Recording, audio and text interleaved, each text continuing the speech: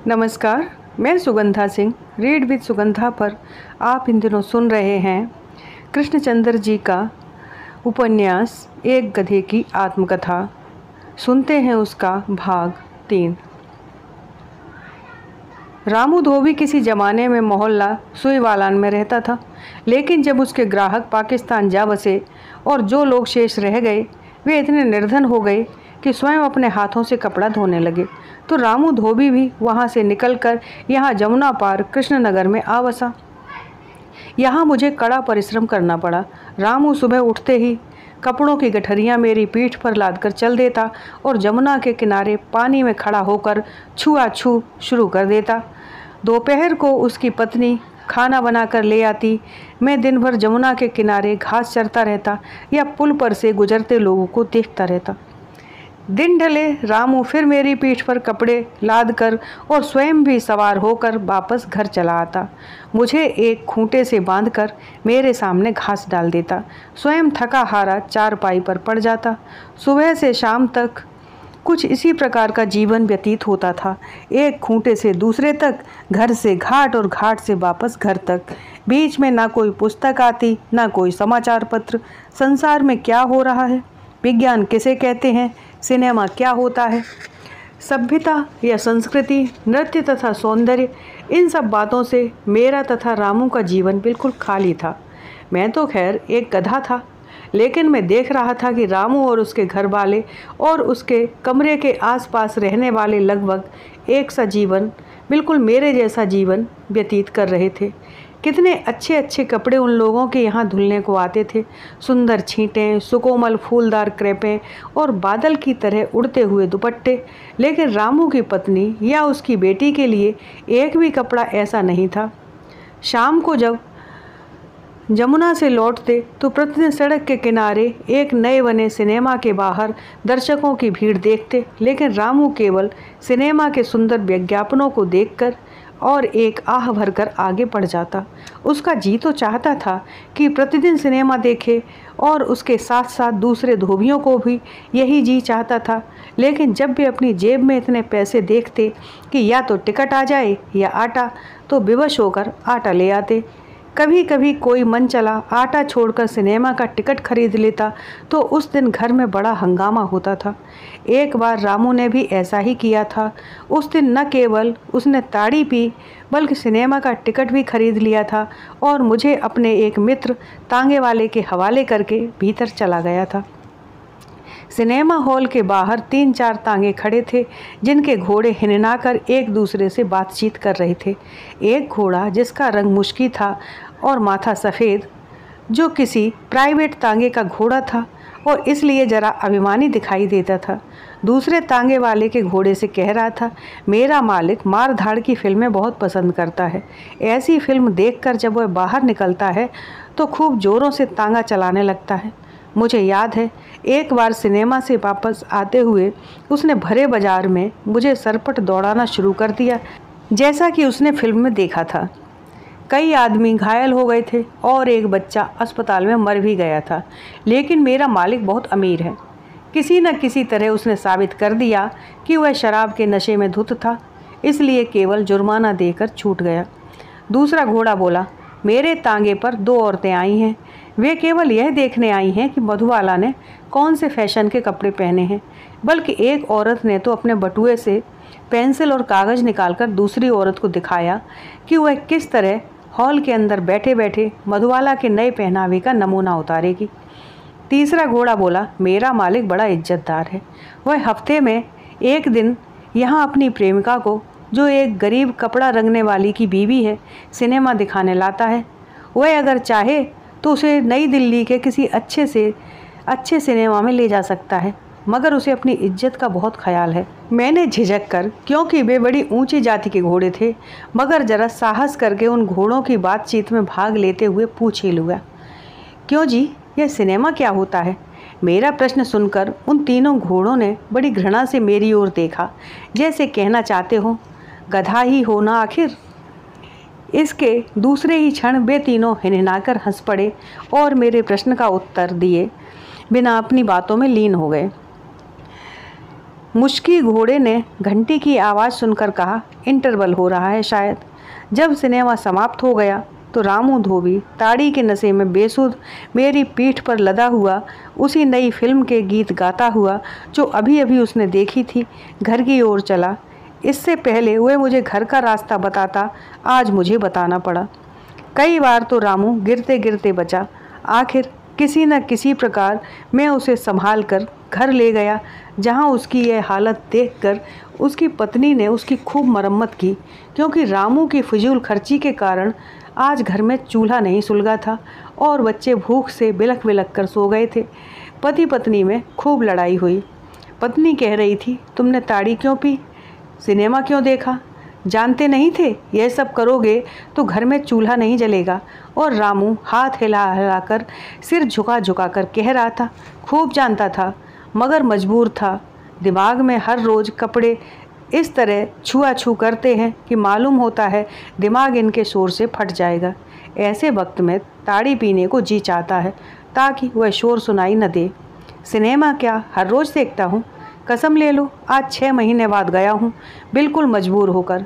जी चाहता था इन गंदी गली की गंदी मोरियों की बू सूंघते सूंघते परेशान हो गया, इसलिए चला गया। क्या बुरा किया, वहाँ एक सुंदर घर देखा, सुंदर कपड़े, सुंदर नाच, साफ सुथरे बच्चे, औरतें ऐसी जो हमारे मोहल्ले में तो नज़र ही नहीं आती। रामू की पत्नी ने ज़ोर से एक धप जमाई, मुआ घर भर को भूखा रखकर तमाशा देखता है। रामू ने कहा, मैं भी तो भूखा रहा हूँ, सच कहता हूँ पेट की भूख बुरी बला है, लेकिन कभी कभी कोई दूसरी भूख भी ऐसी जाग पड़ती है कि रहा नहीं जाता। क्या हुआ जो धोबी हूँ, आखिर हूँ तो इंसान ही।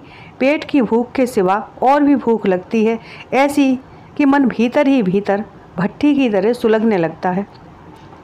उस रात मुझे घास नहीं मिली, मगर मैं स्वयं भूखा रहकर भी सोचने लगा कि रामू ठीक कहता है। रामू कोई मेरी तरह गधा तो है नहीं, जिसे केवल कपड़े धोने और 2 वक्त के चारे से ही काम हो। रामू आखिर एक इंसान है जिसे पेट की भूख के अतिरिक्त और भी कई प्रकार की भूखों से वास्ता पड़ता है। अच्छे कपड़े की भूख, सुंदर आकृति देखने की भूख, सुंदर क्षितिज देखने की भूख। कई बार जमुना के किनारे घास चरते चरते मैंने जमुना के पानी में सूरज के सोने को घुलते हुए देखा है और उसके असीम सौंदर्य से उन्मत्त भी हुआ हूँ। लेकिन मैंने यह भी देखा है कि ठीक उसी समय बेचारा रामू गर्दन झुकाए कमर तक पानी में डूबा हुआ उस क्षितिज के सौंदर्य से विमुख हो कपड़ों को बराबर कूट रहा है, और उसे यह बिल्कुल मालूम नहीं है कि उसके आसपास सौंदर्य का कितना बड़ा भंडार लुटा जा रहा है। मैं एक गधा होकर इस सौंदर्य से प्रभावित हो सकता हूँ, लेकिन रामू एक मनुष्य होकर भी इससे आनंदित नहीं हो सकता। आश्चर्य है, इस जीवन में, इस समाज में आज भी लाखों करोड़ों मनुष्यों के जीवन गधों से भी तुच्छ हैं। उस रात मुझे स्वयं भूखा रहकर इस प्रकार के बहुत से ख्याल आए, लेकिन इसके बाद बहुत दिनों तक वहाँ टिकने को न मिला। ऐसा नहीं कि मैंने बिना जाने बूझे वहाँ से भाग जाने का प्रयत्न किया हो, हालांकि वहाँ मुझे बहुत कष्ट था। एक तो समाचार पत्र पढ़ने को नहीं मिलता था, कई दिनों से किसी पुस्तक की शक्ल तक नहीं देखी थी। जमुना पार आम तौर पर जिन लोगों से वास्ता पड़ता था वे स्वयं इतने निर्धन थे कि पुस्तकें नहीं खरीद सकते थे। बहुत से लोग मूढ़ और अनपढ़ थे। यहाँ प्रायः गाली गलौज, झगड़ा आदि होता रहता था। धोबियों के मोहल्ले में जहाँ मैं रहता था, प्रतिदिन किसी न किसी बात पर लड़ाई होती थी। क्रोध धोबी के गधे पर उतरता था या फिर अपने बीवी बच्चों पर। दोष किसका होता? शायद उन परिस्थितियों का जिन्होंने अच्छे भले मनुष्य को पशु बना दिया था। अब आप परिस्थितियों को डंडे से तो नहीं पीट सकते, यह हिंसा होगी। तो चलिए घर के गधे को ही पीट लीजिए, कानून आपको इसकी आज्ञा देता है।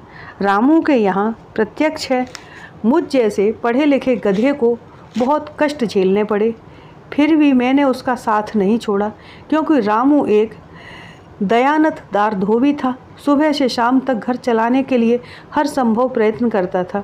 ऐसे व्यक्ति का साथ छोड़ने को जी नहीं चाहता था, मगर करनी भगवान की यह हुई कि एक दिन रामू जमुना में से कपड़े धो रहा था। एक मगरमच्छ ने उसकी टांग खींच ली। रामू ने अपने आप को छुड़ाने की बहुत कोशिश की। दोपहर का समय था। पुल के ऊपर से सैकड़ों मुसाफिर गुजर रहे थे। एक रेलगाड़ी गुजर रही थी। पुलिस के संतरी भी पुल के नाके पर खड़े थे। रामू ने बहुतेरा शोर मचाया, लेकिन मगरमच्छ ने एक न सुनी। वह रामू को घसीटकर गहरे पानी में ले गया। रामू के ग्राहकों को रामू के मरने का अफसोस तो जरूर हुआ, लेकिन कपड़ों के खो जाने का उससे भी अधिक हुआ, क्योंकि रामू और मगरमच्छ की लड़ाई में बहुत से कपड़े नदी में बह गए थे।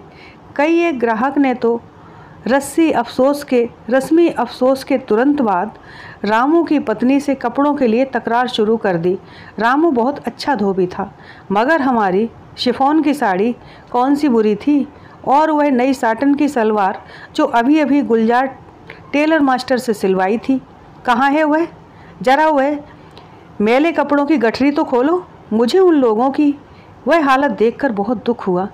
हम गधों में यदि कोई मर जाता है तो हम उसके बीवी बच्चों से ऐसा व्यवहार नहीं करते। कुछ दिनों में ही रामू की पत्नी और उसके 3 बच्चों की हालत बिगड़ गई। उसके घर में खाने को कुछ नहीं था। फाके पर फाके हो रहे थे।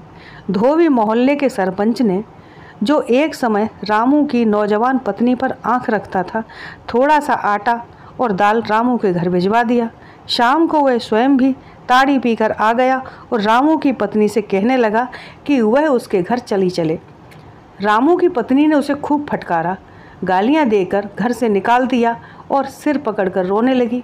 मैंने उसे दिलासा देते हुए कहा, मालकिन घबराती क्यों हो, सब ठीक हो जाएगा। रामू की पत्नी ने जब मुझे बोलते हुए सुना तो पहले तो उसे विश्वास न आया, पर जब मैंने वही बात दोबारा कही तो आश्चर्य से उसकी आंखें फटी की फटी रह गईं, क्योंकि नई दिल्ली से आने के बाद आज तक मैंने किसी मनुष्य से उसकी बोली में बात नहीं की थी, और रामू के यहाँ तो इस प्रकार की बातचीत का प्रश्न ही पैदा ना हो सकता था। लेकिन अब जब रामू की पत्नी ने मुझे मनुष्य की तरह बात करते हुए सुना तो बिल्कुल घबरा गई। आखिर बड़ी मुश्किल से मैंने किसी न किसी प्रकार समझाया कि इसमें कोई विशेष बात नहीं है, यह कोई चमत्कार नहीं है।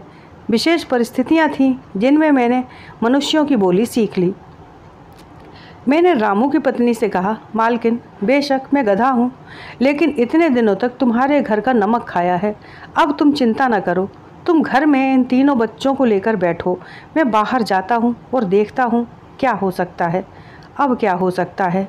रामू की पत्नी ने कहा, कोई मदद नहीं करेगा, हम गरीब आदमी हैं। गरीब हैं तो क्या हुआ? मैंने किंचित गौरव से कहा, अब राज्य हमारा है, जीवन हमारा है, समाज हमारा है, अब हम स्वतंत्र हैं, जो चाहें कर सकते हैं। तुम चिंता न करो, अवश्य ही कुछ ना कुछ हो जाएगा। मैं आज तुम्हारी सहायता के लिए म्यूनिसिपल कमेटी में प्रार्थना पत्र देकर जाता हूँ। कृष्णनगर की म्यूनिसिपल कमेटी का मुहर्रिर अपने एक मित्र और हेड क्लर्क के साथ मेज पर रजिस्टर रखे और रजिस्टर पर ताश के पत्ते फैलाए विचित्र प्रकार के मूड में बैठा था। मैं धीरे से उसके पीछे जाकर खड़ा हुआ और धीमे से बोला, हुजूर बड़ी मुसीबत है। वे लोग ताश खेलने में इतने मगन थे कि उन्होंने सब सुनी अनसुनी कर दी। केवल मुहर्रिर ने शायद यह समझकर कि मैं उसका कोई मित्र हूँ जो उसके पीछे खड़ा खेल देखकर उससे सहानुभूति प्रकट कर रहा था, मेरी ओर देखे बिना कहा, हाँ भाई देखो ना, अजीब मुसीबत है, कोई चाल समझ में नहीं आती।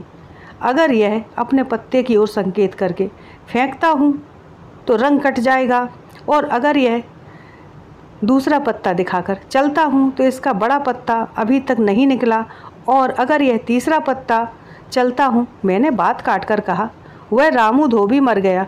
मरने दो यार, मुहर्रिर ने क्रोध से चिल्लाकर कहा, यहाँ अपना हुक्म का बादशाह मरा जा रहा है, तुम धोबी को चीख रहे हो।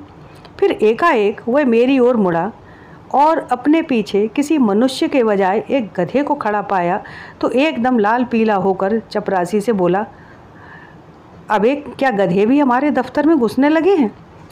निकालो इस कमबख्त को बाहर। चपरासी ने डंडा मारकर मुझे बाहर निकाल दिया। वे लोग फिर ताश खेलने लगे। मैं फिर थोड़ी देर के बाद म्यूनिसिपल कमेटी के मुहर्रिर के पास जाकर खड़ा हुआ। धीरे से दोनों लंबे कान जोड़कर उससे नमस्ते की और बड़े दुख भरे स्वर में कहा, हुजूर, वह रामू धोबी। मुहर्रिर ने मुड़कर मुझे देखा। वह कुछ ऐसा बदमाश आदमी था कि जो बोलते गधे से भी प्रभावित न हुआ। ऐसा मालूम होता था जैसे जीवन भर बोलते गधों से ही उसका पाला पड़ता रहा है। उसने मेरी ओर देखकर बड़े रौबीले स्वर में कहा, जल्दी बोलो, क्या काम है? निवेदन यह है माई बाप कि सेवक रामू धोबी का गधा है। रामू धोबी 3 दिन हुए जमुना घाट पर कपड़े धोते धोते एक मगरमच्छ के हमले का शिकार हो गए। उसकी बीवी और बच्चे भूखे हैं। तो मैं क्या कर सकता हूँ? मुहर्रिर ने चिल्लाकर कहा, मैंने कोई अनाथ आश्रम खोल रखा है क्या? मैंने कहा, हुजूर, घाट पर धोबियों से टैक्स लेते हो। पुल पर से जब कोई गधा या बैल या कोई और जानवर सामान उठाए गुजरता है तो आप उससे चुंगी लेते हैं। आप इतने सारे महसूल और कस्टम वसूल करते हैं और एक गरीब धोबी के भूखे बीवी बच्चों के लिए कोई प्रबंध नहीं कर सकते। क्यों प्रबंध करें? धोबी को मगरमच्छ ने मारा है, हमने नहीं। वाह, यह भी खूब रही। और वह जो आप घाट का टैक्स वसूल करते हैं, वह किस लिए? घाट टैक्स आप वसूल करें और फिर अगर उसी घाट पर कोई धोबी किसी मगरमच्छ का शिकार हो जाए तो उसका जिम्मेदार कौन होगा? हम कहाँ जाकर हर्जाना वसूल करेंगे? क्योंकि अगर म्यूनिसिपल कमेटी घाट का टैक्स लेती है तो मगरमच्छ से बचाव का प्रबंध भी तो उसी को करना पड़ेगा। मुहर्रिर बड़ा चालाक था। बोला, धोबियों को चाहिए दरिया में रहकर मगरमच्छ से बैर मोल न लें, वरना उनका यही हाल होगा जो रामू धोबी का हुआ है। मैंने कहा, आप बात को उड़ाइए नहीं, साफ साफ बताइए आप इस मामले में क्या कर सकते हैं।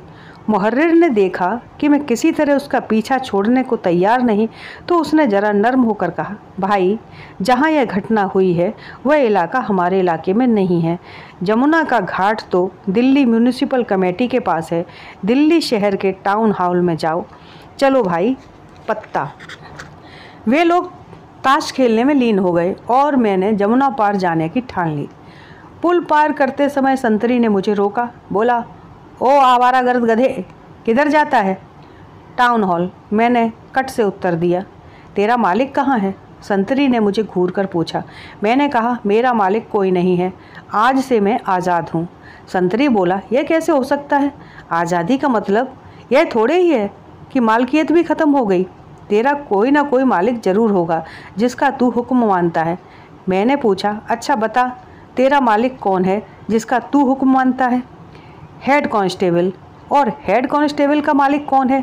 इंस्पेक्टर, संतरी ने बिगड़कर कहा। और कौन हो सकता है? इंस्पेक्टर के ऊपर डीएसपी, डीएसपी के ऊपर सुपरिटेंडेंट पुलिस। इस तरह यह सिलसिला वजीर तक है। वजीर का मालिक कौन है? वजीर को स्टेट बैंक से तनख्वाह मिलती है, इसलिए स्टेट बैंक उससे बड़ा हुआ। और स्टेट बैंक से बड़ा कौन है? स्टेट बैंक में रुपया होता है ना।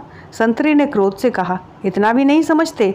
स्टेट बैंक से बड़ा रुपया हुआ। अच्छा, तो रुपए से बड़ा कौन है? रुपए से बड़ा कौन है? संतरी ने मेरा प्रश्न सुनकर सिर खुजलाया। कुछ क्षणों तक वह चुप रहा, फिर मेरी ओर देखकर बोला, रुपए से बड़ा कौन है यह मेरी समझ में आज तक नहीं आया। तुम बता सकते हो? संतरी ने मुझसे पूछा। मैंने कहा, मैं तो एक गधा हूँ, इस कठिन प्रश्न का उत्तर कैसे दे सकता हूँ। हाँ, अगर तुम मुझे टाउन हॉल जाने दो, क्योंकि मैं रामू धोबी की विधवा पत्नी के संबंध में रुपए की सहायता के लिए वहाँ जा रहा हूँ। वहाँ जाकर अगर मुझे पता चल गया कि रुपए से बड़ा कौन है तो तुम्हें वापस आकर ज़रूर बता दूँगा। ज़रूर? संतरी ने बड़ी अधीरता से पूछा। ज़रूर, मैंने वायदा करते हुए कहा। मगर तुम इतने बेचैन क्यों नज़र आते हो?